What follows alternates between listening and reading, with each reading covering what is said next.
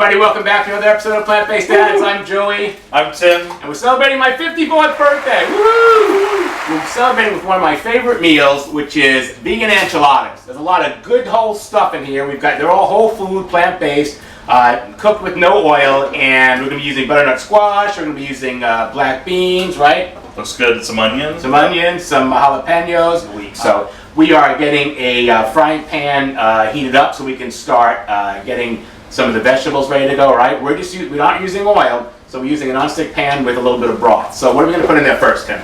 Okay, so for 2 to 3 minutes, we're going to cook some onions until they become translucent, some garlic until it's fragrant, and a little bit of jalapeno. All right. So how much of these each do we have? Well, I'll put all that in the description. It's 1 onion, it's like 5 or 6 garlic cloves, Okay. and 2 jalapenos. But again, it'll be in the description. Yeah, so. let's put that in there. Okay.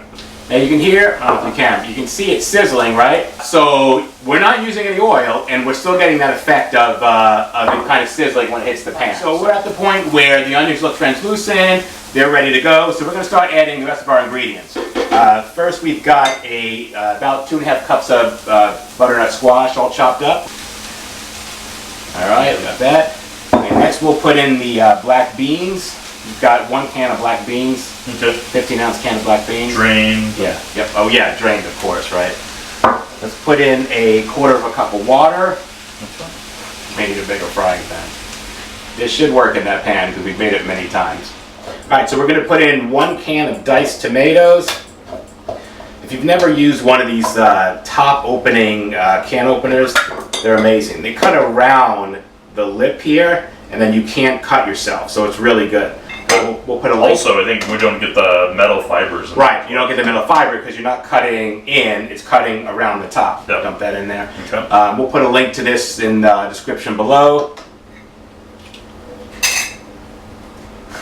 You can make a little frying pan, you can make it. We're also putting in a small can of diced chilies. And this will cook down, so it may look like a lot now. It'll get a lot, the volume will get a lot less. So these are just regular chilies. These are hatch chilies. Nice. Yeah, hatch chilies. Okay. Alright, we're good there. Okay. And last few ingredients we got here, we've got a teaspoon of cumin. Okay. And a ½ teaspoon of chili powder. We're going to also put in 1/4 cup of cilantro. Okay. Should I just put this in at the end? No, it goes in at this point. And we probably will do that at the end also. And then we're going to put in a little bit of black pepper, just maybe sprinkle a little bit on the top there. We're not going to put in any salt. You can if you want. We are trying to do salt, oil, and sugar-free on our recipes, just because I don't need the extra weight. So if you want to put in salt, go right ahead. It's just a sprinkle. We're going to leave it out, okay? That's looking perfect, Tim. That's the way it should look. All right, that's good. All right, so at this point, we've got all our ingredients in. We're just going to put the cover on. Well, we've covered it now. We're going to cook over medium and low heat again, stirring occasionally until the squash is tender, about 30 to 35 minutes. Right.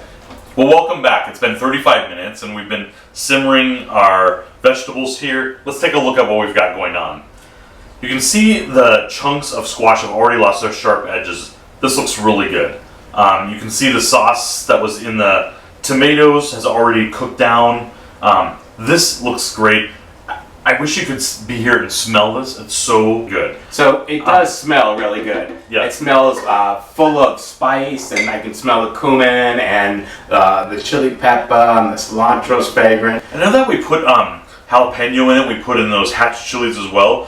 But overall in this dish, that's just flavor. It's not too spicy. Right, so the process is that we're going to coat the bottom of that pan. We've got a 13x9 baking pan here. We're going to coat the bottom of that pan with some enchilada sauce that we made. Yes, the recipe we have for that is really good. I'll put it in the link below. Because otherwise your options are in a can or something like that. And yeah. This is, you've got flavors in here that aren't common, so. You can absolutely use canned enchilada sauce for this. It's not a problem at all. It's simple enough to make it our own. We always have like all the ingredients here anyways. All right, if I can interject, do you want to explain the process of finding these shells? Because they're kind of, if you're looking to do SOS, minimal salt, right, no oil, can be a challenge when you're finding pre-made tortillas. So. Yes, so a lot of the flour tortillas have oil in them. When he says SOS, we're trying to avoid salt, oil, and sugar where possible, right? Refined, yeah. Right, unless we're making a dessert, then we're having that. But tortilla shells notoriously, just like tortilla chips, are full of oil. These are corn-based shells. Doesn't really matter what brand they are, but just look in the ingredients. Most of the corn shells don't have oil in them. The flour ones almost always have oil in them. So we're using the corn ones. They're not flour ones. They're not as pliable, but these are a mixture. Yeah, this looks like an artesian one that seemed more flexible compared to the other corn ones. This is a mixture of corn and flour, and it doesn't have the oil, so it's kind of the best of both worlds. All right, so the process of this is pretty simple. We're going to take one 8-inch tortilla, right? We're going to add a little bit of sauce on there, just a tiny bit. You brush it on, it's a good idea. And we're going to put 1/3 of a cup of our filling that we just made, right? Kind of toward the end there, right? Spread it around, right? And then we're going to start rolling up. That's it. We're going to layer it in the pan, face down, right? And that's what we're going to do. We're going to do enough to fill the pan, should be about 8.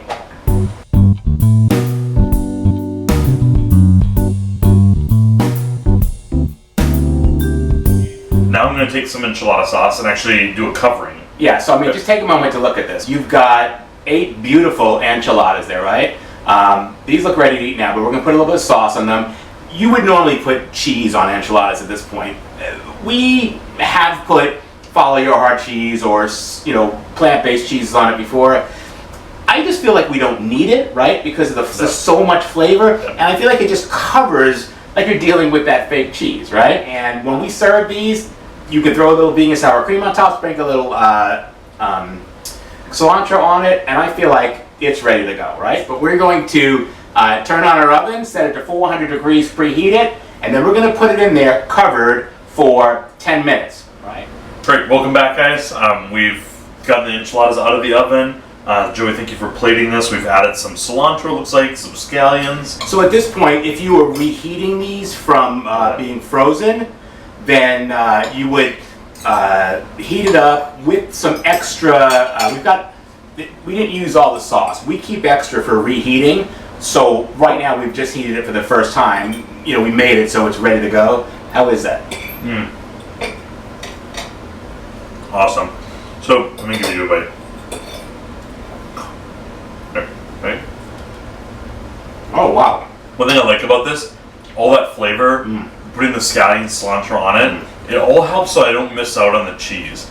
And that's what I think why this dish is successful. This is an explosion of flavor. It's a powerhouse of flavor. We're not missing anything without, I mean, you can put the follow your heart cheese or one of those cheeses on it, but you don't need it. Yeah, again, flavor is there. I don't feel like I'm missing out on anything. Well, planning your week is a big deal. That's how you're successful.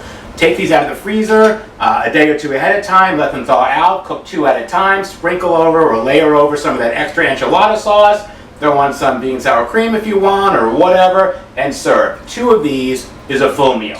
Well, that's it, vegan enchiladas. I hope you liked this video. Please hit the like button. Please subscribe so we can bring you more videos, and leave a comment below. We'd love to hear from you. Thank you very much. We'll see you next time. So we're here to say happy birthday, okay?